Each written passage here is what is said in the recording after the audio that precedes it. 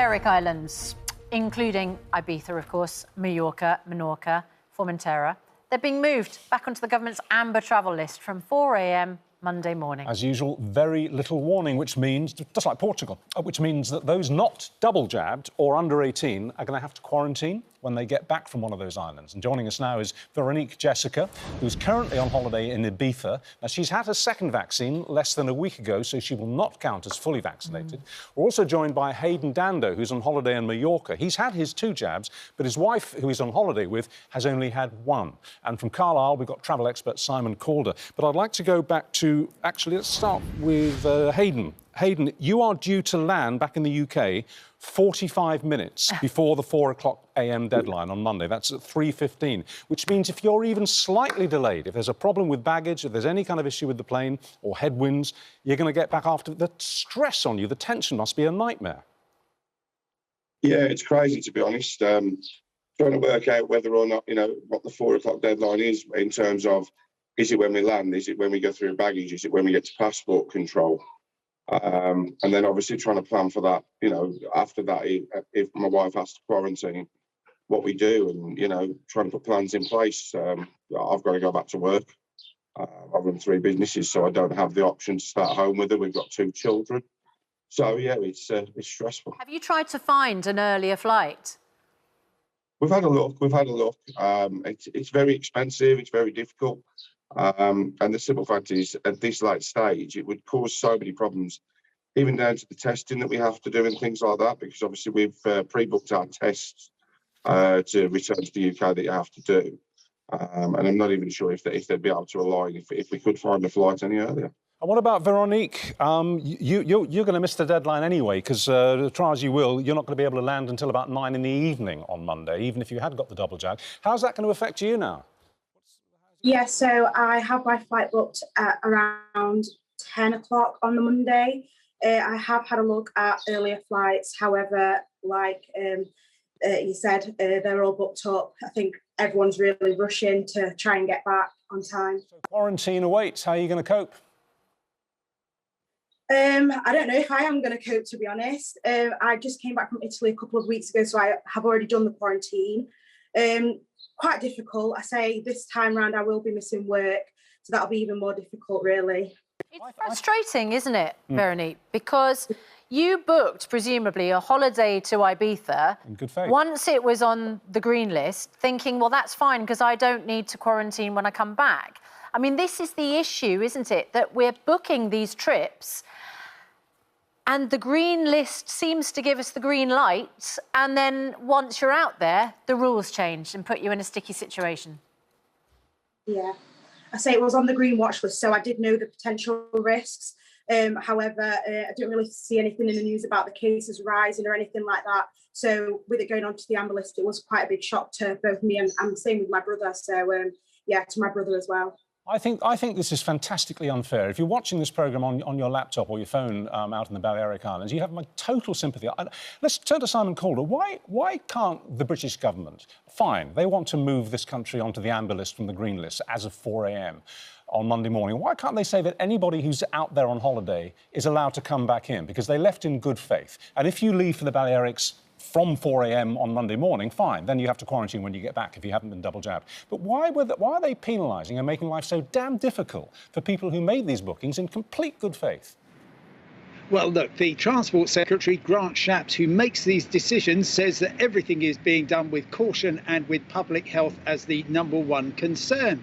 They say, look, we've already warned you, this summer's going to be different. We did say, as Veronique pointed out, that the Balearics are only going on the green watch list, and it could change. But everybody, I think, was staggered to see that just 2 weeks after those beautiful islands joined the green list, they were back on the amber list. If I can just pick up briefly, Richard, a couple of points for Hayden and Veronique. So, Hayden, the time that your arrival is judged by in the UK is when they open the aircraft door, is my understanding. And obviously, every airline is going to be doing everything they can to make that as seamless as possible.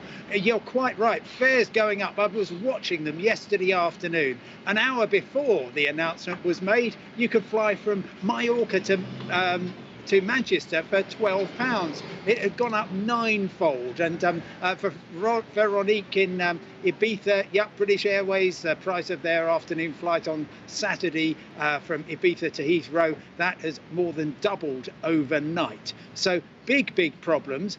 For Veronique, though, she's in a slightly different position, because I reckon if you stay until it's 2 weeks after your second jab, you'll be able to find a flight back really cheaply, and that will save you having to quarantine. Oh, yes, that's a very good point, of course, Veronique. You could just stay out in Ibiza. Yeah, that is a possibility. I do have work, so it's a case of whether to risk staying here or to try and get the flight back. How much longer would you have to stay for if you went for option B there? How many more days? So I got my vaccine on the 8th of July, so the 22nd, I think that's 2 weeks after. If you were my daughter, I'd be telling you to stay out there. I think it's a really good idea. Work from home. It is really nice. And Hayden, it's going to be a stressful flight for you, isn't it? If you know that deadline, you know, you're going to be protected by the point at which the aircraft doors open. You're going to be urging those staff to get those doors open as soon as possible once you've landed. Simon, I want to talk to you about this story which was highlighted yesterday. Steve and Glenda Hardy, they received doses of the AstraZeneca vaccine back in March. It was one of the Indian versions of AstraZeneca. They were barred from flying to Malta by staff working for TUI at Manchester Airport on Friday. They were trying to visit their son, who they haven't seen for more than a year. Now, we thought this was terribly unjust. Grant Shapps tried to clarify the situation yesterday. The office of the Prime Minister of Malta has told Good Morning Britain this morning Malta will allow persons from the UK to enter as long as they have the NHS COVID pass. This includes persons who have had 2 jabs of the AstraZeneca vaccines approved by the UK's Medicines and Healthcare Products Regulatory Agency. Has this been a big problem for travellers trying to fly out to certain European countries? Well, it's been a problem for Malta specifically. They remarkably came out with this rule, which TUI, the airline involved in that very sad case, they were simply complying with the rule that Malta had put out, which said anybody, well, in fact, like me, Susanna, who's lucky enough to have been jabbed, but with the Indian variant of the AstraZeneca jab, you're not going to be allowed in because it hasn't been approved by the regulator. Finally, and hats off to Good Morning Britain's production team, they have managed to get that confirmation overnight. Yesterday afternoon, the Transport Secretary said he had agreement, but even at midnight last night, we were still waiting for confirmation.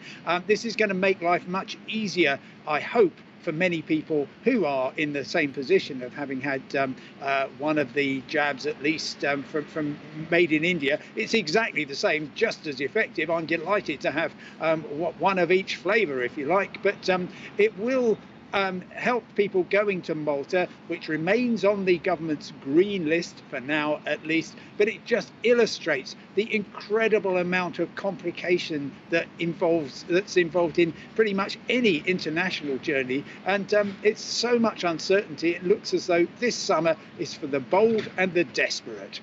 Are you worried? I mean, I have plans to go to France at the end of the month, which is, of course, on the Amber Zone. And at the moment, the French will accept tourists in now. They've relaxed their rulings of about a month ago, provided we've had the double jab. Obviously, we have to do all the tests before going and before coming back. What worries me is that with this exponential rise in cases and hospitalisations and inevitably deaths, although it's a lot less than it was this time last year, what worries me is that France is going to change its policy. It's going to look at the curve on the British graph and say, actually, you can't come in. Do you think this is a question for me, actually, but also for anyone else going to an Amber Zone? Oh, sure. Do you think that might happen? Well, look, the green list and amber list and green watch list and red list are only a UK coming back in issue. The other half of the equation, exactly as you say, Richard, is will the destination let me in. Now, it's varying a great deal. If southern European countries particularly are kind of saying, yeah, we'll let you in, we've got to balance national wealth with public health. France, I simply don't know. I'm hoping to go there this weekend, but I'm not even going to book anything until tomorrow because I simply don't know what might happen. Everything has become very, very short term. Now, my prediction is that if we see a levelling off in the UK and a calming down, that gradually we might see some kind of equilibrium and it will be safe to book, but probably not until September, by which stage, of course, many people have to be back at school, at college, at work, unless they're lucky enough, like me, to spend their entire life on holiday pretending to work. But it's a dreadful, dreadful time.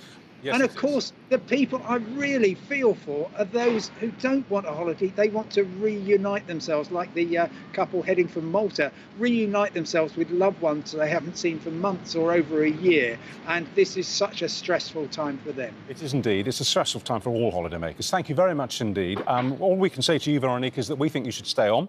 As far as you're concerned, Hayden, we just cross our fingers that that plane door opens at the latest 1 second to 4 a.m. on Monday morning. Good luck. Have a good trip home.